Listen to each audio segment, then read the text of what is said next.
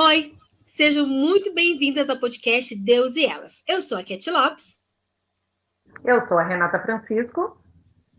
E eu sou a Marília Lara.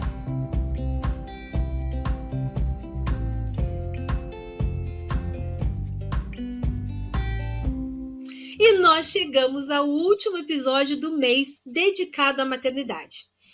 Maio foi um mês especial demais para mim, porque eu tive o privilégio de estar com convidadas que compartilharam suas experiências e nos abençoaram, me abençoaram profundamente. E hoje não será diferente, né, meninas? Nós fechamos o mês de forma especial, pois iremos falar sobre a maternidade atípica com a Marília, mãe do Heitor, de 4 anos, que tem a deficiência de paralisia cerebral. Seja bem-vinda, Marília. Obrigada. E a Renata, mãe da Michele, de 16 anos, da Nicole, de 14, e da Isabela, de 12 anos, que é portadora de uma síndrome rara, de deleção do cromossomo 8p23.1. Ela é autista não verbal nível 3 e tem o transtorno de bipolar e microcefalia. Seja bem-vinda, Rê. E já Obrigada. te faço uma primeira pergunta, né? Existe alguma forma que você resume todas essas questões que a Belinha ela é portadora? Então, a Belinha, esse nome gigante, que é uma frase do que ela tem, a síndrome rara dela, a gente resume em 8p23, a deleção do braço curto do cromossomo 8p23. E ela também é autista nível 3, que é o nível severo, tem transtorno bipolar e microcefalia. E eu já deixo o convite para vocês aqui, né? Que a Belinha ela tem um Instagram que é o Deixando a Vida Mais Bela. Tem pão diário da Belinha, mas isso a gente vai falar um pouquinho mais para frente. Então, fique conosco, porque vocês já sabem que o assunto de hoje também vai render muitas experiências, muita troca de experiência. Essas mulheres são incríveis, elas também são colaboradoras em Ministérios Pão Diário. A Marília, ela é do setor de editorial e a Renata do setor comercial, e é um prazer conviver com vocês, meninas. Já fica aqui o convite, né, para você ouvir os nossos episódios do mês de maio, que fala sobre maternidade, conversamos sobre tantas coisas. Eu espero que você possa estar compartilhando, nos seguindo aí nas redes sociais e interagindo conosco. Se você acessar o Instagram, ali você vai poder contar o seu testemunho, sua experiência. E acesse também, né? Nós estamos no YouTube e no TikTok. Deus e Elas Podcast. Maternidade atípica. Parece moda falar sobre isso, usar esse termo, mas ele já existe faz tempo. É isso, Marília? É isso aí. A gente, às vezes, até se perde um pouco, né? Em quais são os termos, como que se fala, como que às vezes a gente tem aquele receio, né? Não quer ser inadequado, não quer magoar alguém. Mas a verdade é que os termos foram mudando ao longo do tempo, mas as pessoas com deficiência sempre estiveram por aí, né? Nós temos uma população com todos os tipos de deficiência nesse Brasilzão afora e no mundo todo, né? E a verdade é que me parece, eu percebo, né, na minha experiência com as pessoas com deficiência, que cada vez mais as pessoas com deficiência estão saindo de suas casas, indo para a escola, indo para o mercado de trabalho, indo para os espaços de lazer, indo para as nossas igrejas, né? E aí a gente começa a ver mais, a gente começa a perceber mais, né? Então a gente hoje fala em maternidade atípica, né? Pensando na experiência, né, daquelas pessoas que são mães, ou paternidade atípica, família atípica, enfim, de pessoas que têm alguma característica no seu desenvolvimento que não é aquele desenvolvimento, digamos, da maioria, né? Aquele que é do caderninho do livro de medicina, é alguma coisa que é atípica, é um pouco diferente desse que se esperava, talvez, ou daquilo que se idealiza. E quando a gente pensa em maternidade, então tem muita idealização, né? Então a gente sonha, a gente planeja, a gente visualiza, imagina como é que vai ser essa gestação, depois esse bebezinho, os primeiros passos, as primeiras palavras, o primeiro dia na escola, o primeiro dia das mães e por aí vai, né? E aí a gente acaba se deparando com uma realidade que foge a isso que a gente tinha imaginado, né? Que não é assim tão típica, não é talvez o que a gente vê nas outras crianças da nossa família, nos filhos das nossas amigas, né? E aí vem esse desafio e essa oportunidade de você refletir, ressignificar. Afinal de contas, o que é essa maternidade que eu estou vivendo?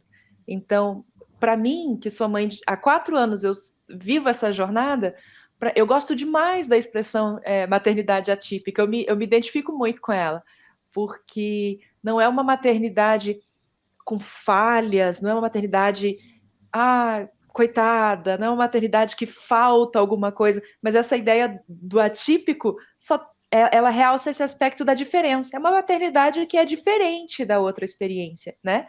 Mas e que tem em si também a sua beleza, o seu valor, a sua alegria, né? Então, a gente vê hoje, né, o termo aí, maternidade atípica. A gente foge sempre de falar, a pessoa que tem a maternidade atípica, a outra seria o quê? A maternidade normal, né? Peraí, se a outra é a maternidade normal, então eu sou uma mãe anormal, meu filho ele é anormal, então a gente foge desses termos, né? E a gente cola mais em termos como neurodivergente, atípico, pessoa com deficiência, que eles são mais neutros, né? E trazem para a gente essa perspectiva mais natural, vamos dizer assim, normal, né? A deficiência faz parte da experiência humana, faz parte da humanidade que Deus criou.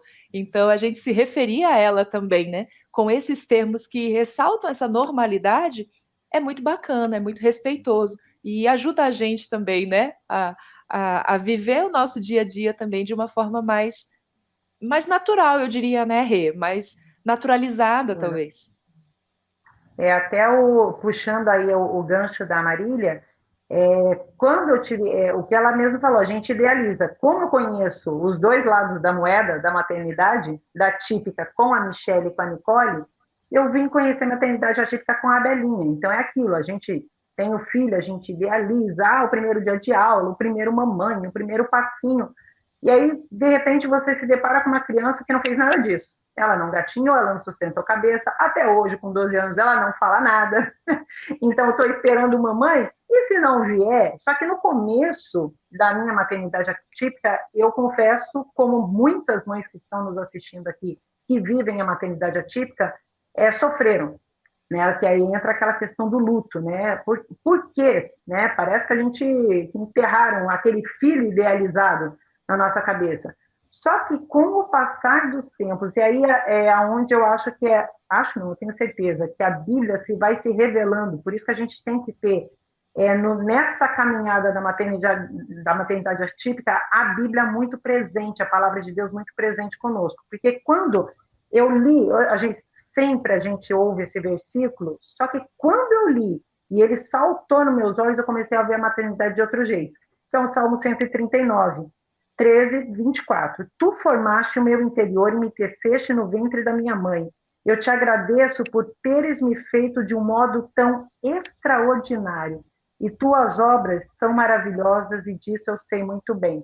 Quando eu comecei a ver que a minha filha, ela é atípica, ela é diferente, mas por que ela não é isso que a Bíblia diz, extraordinário? Porque a gente acha, o extraordinário foi pegar no dicionário, é tudo aquilo que é diferente, que foge do normal. E aí, quando a gente chega para uma criança especial, uma maternidade atípica, por que a minha maternidade não é extraordinária? Então, eu comecei a ver a maternidade, a vivenciar a maternidade atípica de uma outra forma. Então, eu deixei aquele luto de lado e comecei a curtir mais a minha filha, do mesmo jeito que eu curto as minhas outras que são típicas. Né? Então, é uma questão de ter, também é uma rede, né? Caminhando contigo na maternidade atípica, porque sozinha também não vai. Não adianta estar você e Deus, mas tem que ter, porque se ele criou Adão, Eva, um para ajudar o outro, por que agora, nesse meio todo da maternidade, nós temos outras pessoas para viverem conosco, para darem as nossas mãos, né? Conosco, para nos ajudar a caminhar nisso.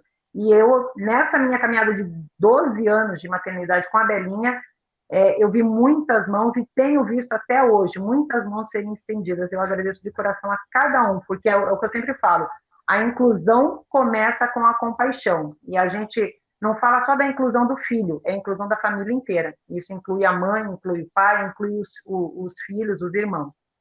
Vocês duas tocaram em 2 pontos bastante interessantes. Até foge um pouquinho da minha pauta aqui, mas vamos lá, vamos abordar eles. A primeira, Marília, que comenta sobre essa questão de que, de repente, a gente tem essa sensação de modinha. Não é modinha, é a vida que está mais acessível a todas essas crianças atípicas e que agora elas conseguem também viver e não apenas sobreviver. A gente pode falar dessa forma, porque se nós olharmos aí para 30 anos atrás, onde muitos desses diagnósticos não tinham, eles não existiam, essas deficiências normalmente essas pessoas eram encaminhadas para lugares onde elas ficavam separadas da sociedade. Sim. E hoje não, você tem um diagnóstico, você já tem lugares com essa acessibilidade e o mundo, né, a sociedade está se ajustando a isso para também recebê-las, dar esse suporte. Vocês entendem que é isso? Sim, eu sei que existe muita coisa para acontecer ainda, mas vocês entendem que isso está acontecendo numa velocidade que é assustadora para a sociedade ou isso está entrando no entendimento das pessoas? Elas estão conseguindo enxergar essa necessidade? Olha, eu vou comentar com vocês uma coisa, né, que aconteceu comigo hoje de manhã. Mas antes disso, olha só, a gente há uns anos atrás, se você tivesse, por exemplo, o meu filho teve um AVC, um pouquinho antes de nascer, né? A gente diagnosticou algumas semanas antes que ele tinha tido um AVC e que ele ia nascer já com certeza com alguma deficiência e num quadro de saúde complicado e tal. Se o meu filho tivesse nascido quando eu nasci, isso possivelmente não teria sido diagnosticado e não teria condição de tratamento, né? Então a gente tem hoje várias condições de tratamento que permitem que pessoas que passaram por algum trauma, algum acidente, alguma síndrome, enfim, consigam sobreviver. Pessoas que sobrevivem existem e estão nos lugares, né? Então a gente tem um monte de gente conseguindo sobreviver a condições adversas de saúde, e daí essas pessoas existem e elas estão nas nossas famílias, elas vão para a escola, enfim. A gente tinha antes pessoas neurodivergentes, daí eu quero dizer pessoas autistas, pessoas com déficits de atenção, enfim, esse tipo de diagnóstico, que eram segregadas, ou elas iam com a etiqueta, né, do maluco, eram segregadas num manicômio, ou iam para uma instituição em que ela crescia muitas vezes longe da família, e muitas vezes não tinha diagnóstico. Então, assim, a gente tem, de fato, essas pessoas, parece que é como se fosse uma situação que era uma bolha e que agora está aí para a gente ver, né? Então, as pessoas estão existindo, elas estão nas nossas famílias. Então, o que nós temos é que a gente tinha com avanços até mesmo de ciência, você diagnostica coisas que antes passavam desapercebidas, né? Você dá condições de tratamento e de vida mais longa né, de vida mesmo, para pessoas que alguns anos atrás não resistiriam, a nossa medicina não daria conta. E daí essas pessoas existem e com as consequências, que é o caso do meu filho, ele teve um AVC, ele sobreviveu e ele tem paralisia cerebral, né? Assim como ele, milhares, né? E a gente também tem tido movimentos contra a segregação. Aquelas crianças que, por identificado alguma questão psiquiátrica, cognitiva, ou até mesmo de deficiência, né? Elas eram tiradas mesmo de suas famílias, cresciam em manicômios, em instituições especializadas. E agora a gente não faz mais isso. As nossas crianças crescem com a gente, graças a Deus.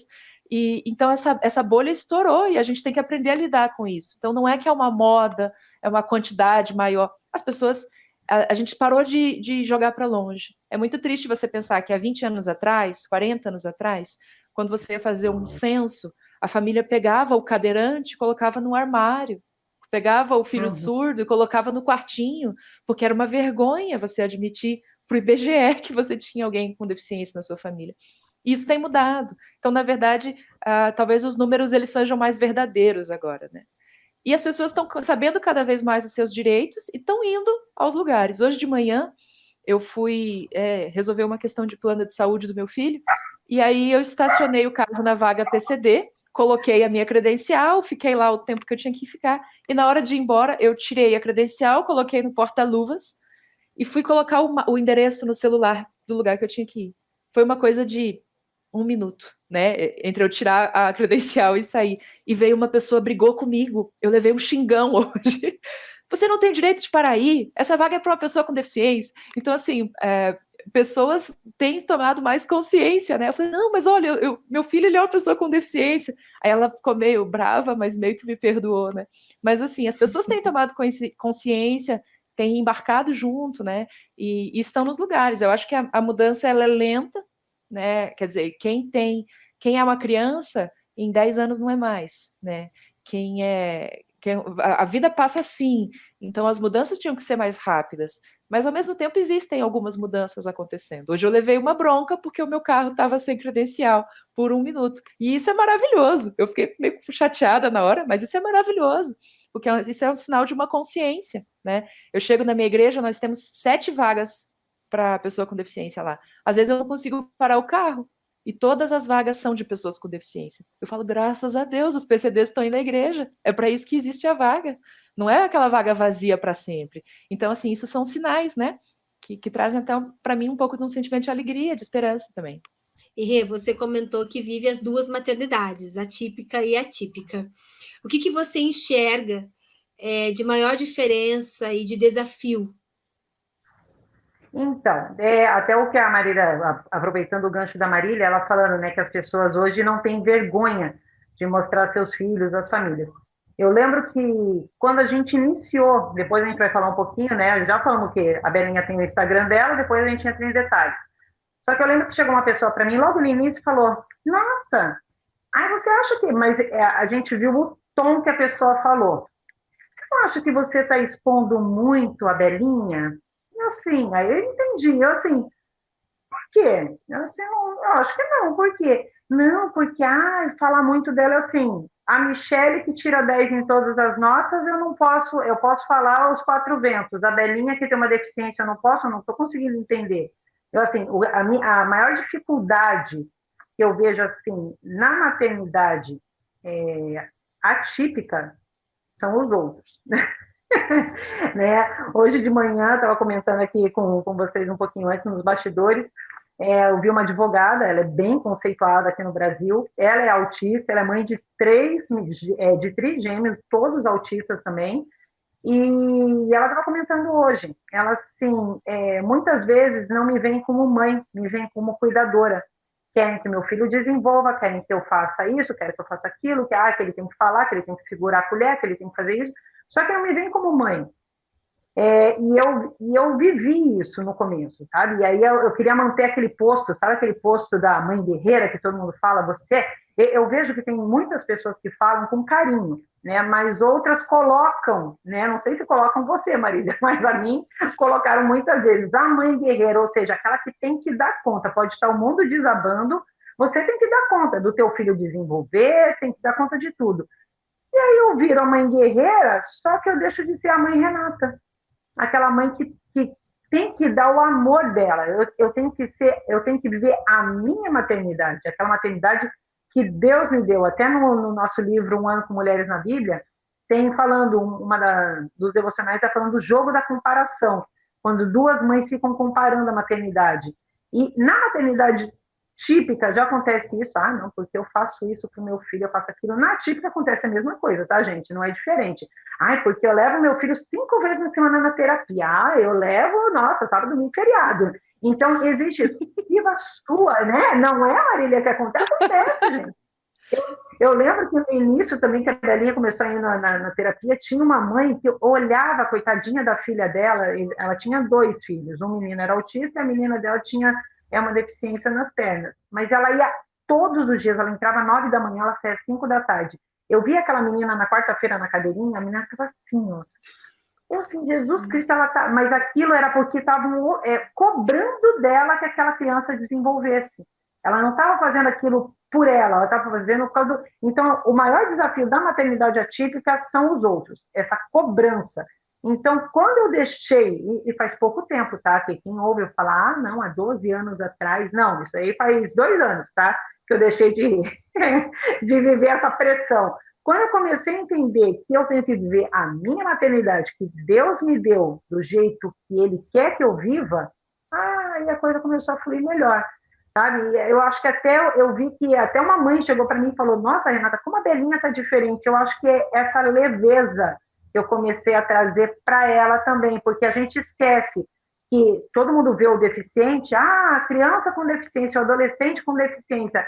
Gente, é gente, né? A gente esquece que tem sentimento, tem emoção, tem vezes que ela está tendo enxerga, não, é do autismo. Não, não é do autismo, ela é uma pré-adolescente, né? A gente esquece isso, muitas vezes. E aí, quando eu comecei a ter esse olhar, aí eu comparei entre aspas, né? Comecei a pegar, não, as meninas vivenciaram isso, ela também vai vivenciar, é uma questão hormonal, é uma questão do ser humano. Então, a coisa começou a ficar um pouco mais leve. Então, eu vejo que é mais a cobrança dos outros. Lógico que tem um pacote que a gente fica exausta, né, Marina?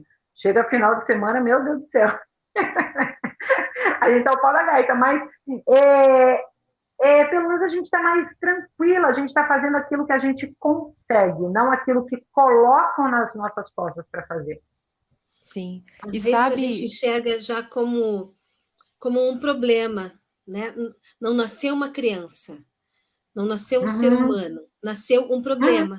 E você tem que encontrar uma solução. É isso exatamente. mesmo. Ela não tem um filho, ela tem um fardo. Não é assim, gente. Né? Então, e para que isso se torne leve, a minha caminhada começou a ficar mais leve quando mais mãos se estenderam, né? Que a gente já falou no início. Quando mais mãos se estendem, não que você vai se escorar na pessoa, mas para aquele discipulado, muitas vezes esquecem que a família típica precisa, ela não consegue, que nem eu fui criado dentro da igreja, né? Fiquei 17 anos, eu fui dirigente de louvor, só que quando nasceu a Belinha, parece que o pessoal esqueceu tudo. Ah, não, a Renata agora tem um problema. Né? Então, e a Belinha hoje, quem conhece a Belinha, se não conhece, acessa lá, depois deixa na ver mais dela. Ela é grandona, só que ela tem a cabeça de uma criança de 2 anos. Agora, imagine, eu levo para a igreja, como é que eu coloco uma menina daquele tamanho no berçário, que é a cabeça dela? Ou eu coloco, vou colocar na sala de juniores, só que a cabeça dela não acompanha aquilo. Aí é muito complicado, sabe? Então, para a gente frequentar. E aí é onde chegam os desafios, que eu acho que daqui a pouco essa bola vai para a Marília. Os desafios da igreja, como é que a igreja ajuda famílias como a minha, que tem um autista severo, né, com autista nível 3, né? Aí entra os termos, né, Marília? Que agora não se usa mais autista severo, autista nível 3. Né? Mas precisa de muito suporte, é o suporte espiritual, porque se não tem esse suporte espiritual para as famílias, para a mãe principalmente, porque já na maternidade típica, tudo é a mãe, né? Então, tudo é a mãe, é a mãe que tem que resolver, esquecem que tem o pai, tem os irmãos, os tios, não, tudo é a mãe. Na maternidade atípica é 10 vezes pior, gente. Deixa eu contar isso para vocês. E muitas das vezes, graças a Deus, não é o meu caso, não é o caso da Marília, mas tem uma pesquisa que muitas das mães são deixadas sozinhas, porque os pais não suportam a pressão de ter um filho deficiente. Mas por que a pressão? Porque não tem quem acompanhe, porque se tivesse alguém dando suporte, com certeza essa família não estaria desestruturada. Sim. E é aquilo, né? É um problema que a sociedade ela te enxerga como um problema e eles não vêm com uma solução tentando ajudar. Acaba virando uma bola de neve, né? Um problema vai puxando, não, vai criando outros problemas, né? O abandono da paternidade, esse abandono da rede de apoio. Diga, Marília. Tem uma coisa que você falou, Rê, que eu acho que é muito... Eu vivi isso também, né? Que é você olhar o teu filho e ver... A gente fala, sociedade, a gente está dentro da sociedade. A igreja, a gente está dentro da igreja, né? Então, assim, e é a surpresa, né? Eu estava lá, de repente eu tenho um filho com deficiência e eu trago todo esse meu preconceito. E eu olho para ele e eu não vejo o Heitor. Eu vejo... Eu vejo o diagnóstico, eu vejo a deficiência. Então, é um aprendizado, eu vejo o laudo, né? Eu me lembro, o meu filho passou muito tempo na UTI no começo. Então, várias vezes, no horário que a gente podia visitá-lo, e tinha dias que a gente não podia ficar lá. Então, a gente só ia no horário da visita. E eu olhava para ele, eu não via o meu bebê. Eu via um monte de tubo, eu via um monte de remédio, um monte de bomba de medicação, né? E isso colocou muita pressão no meu casamento também, porque o meu marido estava passando pelo mesmo processo. E eu esperava que ele tivesse uma outra postura em relação ao nosso filho, mas ele estava nessa luta de olhar e ver um monte de doenças empilhadas, que era um processo que eu também estava passando, e eu também não sabia resolver, né? Então, mas é um aprendizado que a gente precisa fazer. Eu acho que a gente aprende em Deus e aprende com as pessoas que caminham junto com a gente, a olhar e ver o nosso filho, né? Eu aprendi isso com uma amiga minha, que é um modelo na minha vida atípica, de maternidade atípica, que é mãe de uma garotinha com síndrome de Down, e ela me disse, olha, por muito tempo eu olhava e eu via lá, tem um cromossomo a mais, eu via síndrome de Down. Um dia eu comecei a olhar e ver minha filha. E isso é o Senhor que vai tratando os nossos corações, vai nos ensinando, né? Porque se você vê o seu filho como um problema, você entra nessa espiral louca de produtividade, de vou resolver o problema. E a verdade é que o seu filho, ele não prometeu para você que ia nascer sem deficiência, né? Seu filho não te deve nada. Então, assim, a gente faz um monte de terapia, a gente corre atrás, porque a gente, como pai, mãe, a gente tem a responsabilidade, né, de prover o que é melhor. Se existe alguma coisa que vai dar uma condição de desenvolvimento para ele e está dentro da minha realidade, eu vou fazer todo o possível para que ele tenha acesso a isso. Agora, talvez eu gaste fortunas e todo o meu tempo e meu filho nunca venha a falar ou a andar. E tudo bem, ele não é obrigado a fazer isso para ganhar um status de filho bom, né? Ele não é obrigado a isso. Não seria justo, é cruel eu exigir isso de uma criança ou de uma pessoa adulta, né? Então, quando a gente consegue entender essas coisas e começa a ver que pode ser que meu filho nunca reaja a essas terapias. E se isso me frustra, eu vou tratar isso dentro do meu coração, com Deus, na minha terapia, com as minhas amigas, mas eu não vou jogar isso em cima do meu filho, né? Porque senão isso vai destruir o nosso relacionamento. A coisa mais importante do meu relacionamento com meu filho não é que ele deixe de ser uma pessoa com deficiência. Isso nunca vai acontecer. O mais importante é que a gente tenha um vínculo, que a gente tenha um relacionamento, que eu consiga ensinar o meu filho, na medida que ele conseguir compreender que ele é amado do Senhor, que ele é a imagem e semelhança de Deus, né? Então, às vezes, a gente ora que o Senhor traga desenvolvimento, que o Senhor traga alguma cura, que, na verdade, a gente talvez devesse substituir as nossas orações para que o meu filho saiba que ele é amado por Deus, para que o meu filho viva a alegria do Senhor na vida dele, porque isso é muito mais importante. Bota na perspectiva da eternidade. O que é mais importante? Ele saber que ele é amado de Deus? Ou ele fazer uma Isso que você função? fala, é bem. Isso eu também vivi, né, com um cliente meu. Né, tipo, é natural, mas é aquilo, é uma carga que vem da sociedade também, que foi, é, não vou dizer preconceitos, mas são ideias pré-fixadas, né? Ah, não, se nasceu com uma deficiência, com algum problema, vamos orar que aí Deus vai curar. E aí essa pessoa chegou e falou, queria orar pela Belinha. Assim, beleza, né? Vamos orar pela Belinha. Pegou na minha mão, começou, em nome de Jesus. Eu declaro, eu determino a cura para a Belinha. Aquilo começou a me incomodar, eu apertei a mão do pastor assim, pastor, me desculpa, mas eu não concordo com a oração do Senhor. Ele olhou para minha cara e disse assim, como que você não concorda assim? Como que eu vou dar ordem para uma pessoa que criou a minha filha assim, que ela tem que ser de outro jeito? Deus criou ela desse jeito. Se ele deu, e aí depois daquela oração dele, a minha visão mudou quanto à pergunta que eu fazia para Deus, porque eu fazia muita pergunta assim, Deus, mas por que a Belinha nasceu assim? Que era a pergunta que todo mundo fazia para mim. E até hoje eu ouço a pergunta, mas hoje em dia eu desbaratino, né? Mas é porque você é muito pecadora. Ou é muito santa, né? Tá mais perto de Deus, então dá conta. Ou é muito santa para receber um filho.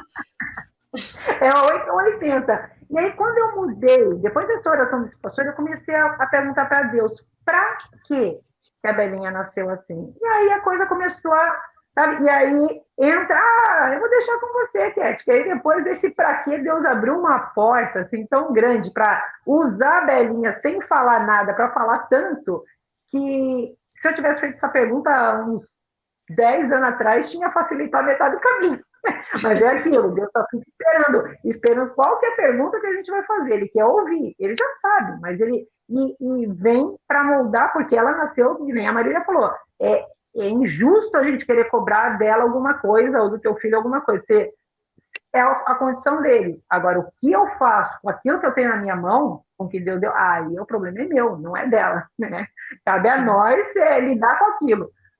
Vocês comentando aí, tanta coisa passando aqui na minha mente, porque vocês estão falando coisas que, independente do filho ser típico ou atípico, nós estamos falando sobre maternidade, sobre seres humanos. E são desafios que toda mãe vai enfrentar. E nós não olharmos para o filho como um problema, não vermos, não enxergarmos as dificuldades, né? Não enxergarmos problemas e não depositarmos isso neles. Isso, assim, não é apenas para uma mãe atípica.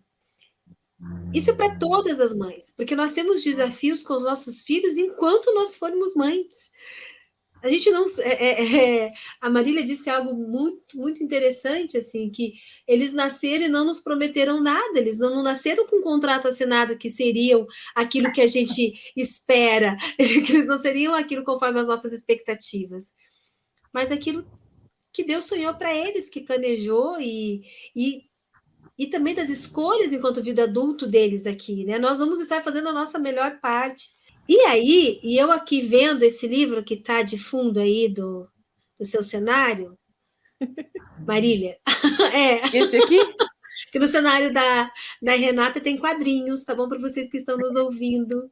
Depois vão alguns cortezinhos, né, para as nossas redes sociais. Aliás, se você não nos segue nas redes sociais, segue lá, @Deus e Elas podcast, no TikTok, no Instagram, no YouTube, em Deezer, Spotify, enfim, todos os streams vocês vão encontrar a gente em algum lugarzinho. E esse livro da Marília diz, diferente como eu. Só a capa dele já fala muito, né? Porque, assim, nós olharmos para a humanidade nesse todo. E aí, Rê, você comentava sobre algo que me fez lembrar de uma experiência com o Victor, porque eu descobri que recentemente, acho que fazem 2 semanas, que tem 2 autistas na sala do Victor. E eu não sabia. E aí, numa conversa dessas de carro, voltando para a escola, o Victor estava reclamando de um coleguinha, contando uma situação de sala de aula, onde esse coleguinha foi desrespeitoso com esses 2 amiguinhos. E nessa de contar, ele falou, porque são autistas. Filho, você tem 2 autistas na sua sala? Eu não sabia disso. Dele, sim, mãe, eles são de lá, uma é assim, assim, o outro é assim, assim. Daí eu falei assim, nossa, filho, tipo, por que você não me contou isso antes, né? Aí eu vi que na cabeça dele assim, se encheu de pontos de interrogação. Mas por que eu deveria contar isso à minha mãe? Né? Porque eu não contei dos outros. Tipo assim, tem algo de diferente que eu deveria contar? Algum ser do planeta. Para você ver a pureza, né? E aí depois eu fiquei envergonhada, e daí me caiu a ficha, eu vendo as expressões dele tentando achar assim, sabe, por que minha mãe está me perguntando dessa forma? E daí eu me liguei. Eu falei assim, nossa, filho, interessante. A gente tenta achar um... legal! E aí eu vendo esse livro, Marília, que linguagem, né, assim, para a gente ir abordando, porque nós que somos os adultos da história, como a gente dificulta esse olhar, não é? Sim. Esse livro que você mencionou, ele é lindo demais. Ele é de uma das nossas autoras de Pão Diário. Ele, por enquanto, a gente só tem ele em inglês e espanhol, né? E aí, enfim, eu acompanho a autora pelo Instagram. Eu não sei pronunciar o nome dela. Eu acho que fala Xochitl Dixon, não sei, desculpa, gente. Mas ela fala muito sobre questão étnica, racial, de pessoa com deficiência e tal. E aí ela tem lançado alguns materiais infantis, e esse livro ele é muito lindo, porque ele começa falando que as pessoas têm diferenças, né? Tem cores diferentes, falam línguas diferentes, algumas falam com as mãos, daí faz uma menção à língua de sinais, né?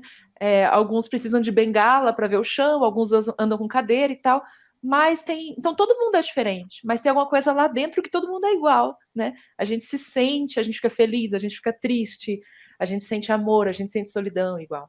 E é um pouco também isso que o teu filho viu, né?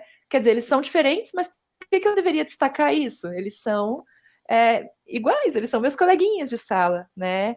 E a gente... estão me avisando aqui que a pronúncia do nome dela é Xochitl Dixon. Vou aprender agora para referir direito. E eu passei por uma experiência, e a gente revisita isso na nossa cabeça, porque a gente percebe que a gente adulto, às vezes, tem mais ranços e vícios, né, do que as nossas crianças. Eu tive muito receio de botar o meu filho numa escola, quando chegou a idade dele ir para a escola, porque eu era uma criança que agia de maneira preconceituosa, porque era a minha visão de mundo, eu tinha medo, eu achava esquisito, né? Eu falei, vamos fazer tudo isso com meu filho também. E aí a gente colocou o Heitorzinho na creche quando ele tinha 3 anos, e foi uma das melhores coisas que aconteceu com ele, porque lá ele começou a ter um monte de amiguinhos, né? E um dia, um amiguinho, meu filho, ele também tem baixa visão, e ele é não verbal também, por conta da questão toda, né, da sequela motora dele. E aí um dia um amiguinho chegou, olhou assim, falou, cumprimentou ele, e ele não respondeu, e ele não olhou pro amiguinho, né? E aí o menino olhou para mim, tia, ele é autista, né? Eu fiquei quase ofendida. Meu filho autista? É claro que não. Isso é coisa. De onde ele tirou isso? E aí, assim, antes de eu falar qualquer coisa, Deus foi misericordioso, não deu tempo de eu falar nada. Eu falei, e se meu filho fosse? Desde quando dizer que meu filho é autista seria uma ofensa? Não é ofensa nenhuma alguém achar que meu filho é autista. Por que ele acha que meu filho é autista? Porque ele não faz contato visual e não fala? E eu fiquei tão feliz que aquele gurizinho de 5 anos sabia identificar características e tinha informação. Isso é maravilhoso. Então, hoje, às vezes, as pessoas me perguntam se meu filho é autista e tal, e eu falo, não, ele não é. E aí eu vejo na cara das pessoas o constrangimento, né? Ai, me perdoe, me desculpe. Eu falo, gente, não tem problema nenhum. Se achar que ele é autista, isso não é ofensa, né? Agora, Marília, isso que você está falando, quando a gente via na Belinha, o transtorno bipolar dela foi a última coisa que a gente diagnosticou. E isso agora eu estou falando não só como maternidade, estou falando no geral. O preconceito é aquilo que a gente falou, que já vem da sociedade. Porque a gente via uma oscilação de humor da Belinha, assim, ou ela ficava mega eufórica semanas, parecia um foguete, ou ela chorava, chorava, chorava. E tomou todas as medicações, do A ao Z. Até que a neuro encaminhou ela para o psiquiatra. Ela assim, né, só em 2018, podia ter começado lá, nem isso tinha poupado bastante tempo. Mas, enfim, né? Então, vamos lá. Aí, quando chegou, levou no psiquiatra, cara de primeira, pegou o laudo, tudo, viu Belinha em um mês, ele falou, Belinha tem transtorno bipolar. Para mim foi um alívio, assim, ai, que bom, né, descobriu. Quando eu falo, até hoje, quando eu falo que ela tem transtorno bipolar, todo mundo faz uma cara assim, porque na sociedade o transtorno bipolar é o quê? É o doido, é o louco, é o, sei lá, bom, a gente vê, a gente chama Curitiba de bipolar, né, que de manhã tá frio, depois tá sol, então eu vejo na cara das pessoas o preconceito, a Belinha tem síndrome rara, ok, tem autismo, ok, vão ticando, nem que você fale, tá bom, tem transtorno bipolar, meu Deus, olha que doida, né, eu vejo um balão subindo na cabeça da pessoa. Mas aí, o que acontece? Antes eu ficava muito braba. Nossa, eu já comprei cada briga. Hoje em dia, eu assim... aí eu fico, não, Deus, não é que... assim, a pessoa não está fazendo isso por mal. É aquela carga de informação que foi despejada. Então, nosso dever, e aí é onde eu fico feliz do seu filho, Cat, e do amigo do seu filho também, Marília, terem a informação na mão e tratar a coisa de uma forma mais natural possível, porque é a mesma coisa que eu falar que, eu nasci cardíaca, por que se eu falar que eu nasci cardíaca, todo mundo aceita, diabética, beleza, eu tenho transtorno bipolar, todo mundo surta, né? Então, a falta de informação, e é nosso dever, que a gente já tem, passar adiante essa informação de uma forma leve, né? Porque senão a gente passa com uma carga, né? A Marília, ela tem uma experiência bastante interessante com isso, porque ela também faz parte do Ministério de Tradução de Libras, da Igreja Batista do Bacaxeri, em Curitiba, então você tem muito de perto essa experiência com mais famílias, com mais pessoas atípicas, com diferentes deficiências, né? E essa necessidade das igrejas, elas se estruturarem para isso. Sim. Tem um longo caminho a ser percorrido ainda.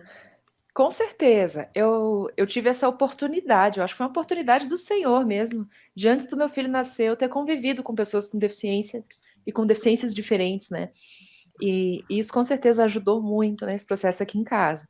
E uma coisa que a gente observa, na minha percepção, são 2 momentos que a gente vive hoje que são muito difíceis, né? Na igreja, só da igreja brasileira, que eu não sei falar da igreja do mundo todo, né? Mas assim, existem ainda, e é uma visão mais antiga que a gente encontra ainda em muitas comunidades, em muitas, né, igrejas, enfim, de que a deficiência, ela tem esse caráter assim, é uma maldição, é uma consequência do pecado, é algum tipo de punição que o Senhor está trazendo naquela família.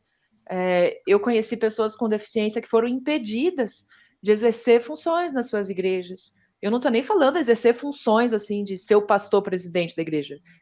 Subir lá e fazer uma oração, né, diante da congregação, porque era visto, não, você olha aqui, em Levítico fala que o sacerdote ele não pode ser aleijado, usando ainda o termo da tradição, né? Então você não está apto a servir na casa de Deus. Então isso é uma visão que, graças a Deus, a gente tem cada vez menos, né? Mas ainda existe essa visão de que a pessoa com deficiência ela tem que ser curada, ela tem que ser transformada em uma pessoa sem deficiência, e daí ela vai estar apta a poder fazer qualquer coisa dentro da igreja. Que a deficiência que acontece, que a criança que entra em crise, que a pessoa surda que continua sendo surda, isso é uma afronta ao poder de Deus, é algum pecado que está lá e Deus não curou. Então, assim, é uma exclusão mesmo, né? De famílias como as nossas, como a minha, da rede, tanta gente, da realidade da igreja, por uma visão completamente equivocada. Graças a Deus isso tem diminuído, mas isso a gente ainda luta muito, infelizmente, contra isso. Mas isso, acho que uma compreensão mais profunda da palavra ajuda a gente a ver que isso não tem nada a ver. A Bíblia não prescreve isso em lugar nenhum. E aí a gente tem um segundo momento, que é aquela liderança que está mais sensível, que quer se adequar, quer receber as pessoas com deficiência, mas não sabe o que fazer. Não tem a estrutura para isso, né? E aí a gente tem dificuldades a serem desafios que a gente tem que superar, que passam pela questão dos nossos espaços, né? Então, se eu penso, os nossos espaços têm que ser adequados a pessoas com deficiência. De que sentido? Se a sua igreja talvez tenha uma tremenda escada na porta dela, um cadeirante não entra, né? Às vezes ela tem tem rampa, mas aí ela tem alguns degraus. Isso são impedimentos, a gente chama isso de barreira arquitetônica, né? Às vezes a gente está fazendo um esforço na igreja agora para construir uma salinha que as crianças que têm questões sensoriais, principalmente as crianças autistas, mas também com outros diagnósticos, elas possam, em algum momento que elas se desestabilizem, porque elas estão ali, está muito barulho, gritaria, luz, elas podem ficar num lugar que é um pouco mais tranquilo, se reequilibrar e voltar depois para aquele espaço. Isso é uma adequação arquitetônica, né? Então, os nossos espaços têm que caber, os nossos banheiros. Imagina, meu filho, ele usa fralda. É provável que meu filho use fralda por muito tempo, talvez pela vida toda, né? Onde que você encontra um fraldário que um adulto possa usar? A dificuldade que eu tenho. Como é que eu faço com uma menina de 12 anos para trocar uma fralda? Como é que faz? Eu levo ela no carro, mas aí todo mundo fica olhando. O que eu estou fazendo com a criança no carro? É muito complicado. Isso que você está falando, Marília. Eu tive na Fabapar mês passado, e aí foi até um bom momento, que tinham muitos pastores, muitos líderes. E eu falei que essa visão vai mudar bastante nas igrejas quando eu digo discurso, mas na verdade não é discurso, essa fala começar a vir do púlpito, porque quando os ministérios estão fazendo, é muito bacana a gente ver o seu ministério fazendo, que nem na PIB, tem o eficiente em outras igrejas, mas quando tem um outro peso, quando é a fala do pastor titular, quando ele a fala do pastor titular caminhar junto com os dos ministérios, gente, mas aí não vai ser nem mais inclusão, a porta vai estar escancarada, assim, né, tanto para os deficientes quanto para as famílias também. Pensam, meninas, que especial a gente ter tanta orientação, tanto esclarecimento, e ter uma conversa tão aberta, que eu tenho certeza que abençoou muitas famílias, muitas mãezinhas, e espero que isso chegue nas igrejas, e que cada vez mais nós possamos estar com esse olhar para o todo, assim como a gente pensa no conforto das cadeiras, né, da igreja, no ar-condicionado da igreja, a gente também começa a pensar em todo o espaço que vai suportar todas as pessoas, né, típicas e atípicas dentro da igreja, independente de suas idades. Muito obrigada por essa conversa, muito obrigada pelas orientações, pelos esclarecimentos, pelas dicas de ouro. Muito obrigada mesmo. Se vocês quiserem seguir a Marília e a Renata ela tem o Instagram Deixando a Vida Mais Bela, com 2 L's, e ali você vai poder acompanhar toda a história da Belinha, se de repente você se identifica com a história dela, né? Você também tem uma criança típica, ali vocês vão conseguir ter um pouquinho dessa troca, né, Rê? E o Instagram da Marília é o mari.c.lara. Então, se você também se identificou com a história dela e quer seguir ela, você também está aberta, né, Marília?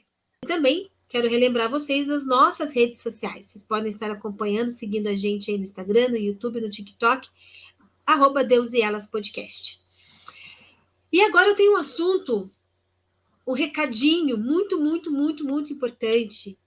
Nós vamos fazer, Deus e Elas vai fazer uma pausinha nos podcasts, no Pão Diário, durante esse processo de mudança de ministério. Quem nos acompanha nas redes sociais, ali no Instagram principalmente, é o @ do Pão Diário, né? Quem acompanha Ministérios Pão Diário, sabe que nós estamos mudando de sede. Estamos saindo de um prédio e indo para um outro. E nós vamos precisar dar uma pausinha, porque a gente vai passar aí por uma reestruturação de tudo isso. Enquanto nós não estamos com conteúdos novos toda semana, toda quarta-feira, como vocês estão acostumados, vocês podem estar aí revendo, divulgando, compartilhando, alimentando a alma com os nossos outros 61 episódios. Então, você consegue encontrar todos os podcasts em lista, em playlist, por episódios, por temporadas, lá no YouTube, Deus e Elas Podcast. Então, nós temos temporadas sobre oração, nós temos temporadas sobre autoestima, nós temos temporadas sobre maternidade, né? O próprio mês de maio, gente, foi um mês muito especial aqui. Então, tem bastante conteúdo que vocês podem estar ouvindo. Se você chegou agora e fala, gente, como assim? Deus e Elas, quero saber de tudo. Só seguir a gente lá no YouTube, que vocês vão ter bastante áudio aí para acompanhar. E, se eu não estou enganada, 2 episódios em vídeo, que nós fizemos aí um Deus nos vê, umas edições especiais aí, corre lá, tá bom? E a gente se vê em breve. Nos sigam lá no Instagram, que vocês também vão estar sabendo dessas datas, vão conseguir acompanhar um pouquinho mais a gente. Meninas, um super beijo para vocês, que Deus abençoe abundantemente a vida de vocês. Até a próxima, gente. Deus abençoe. Até mais. Beijo.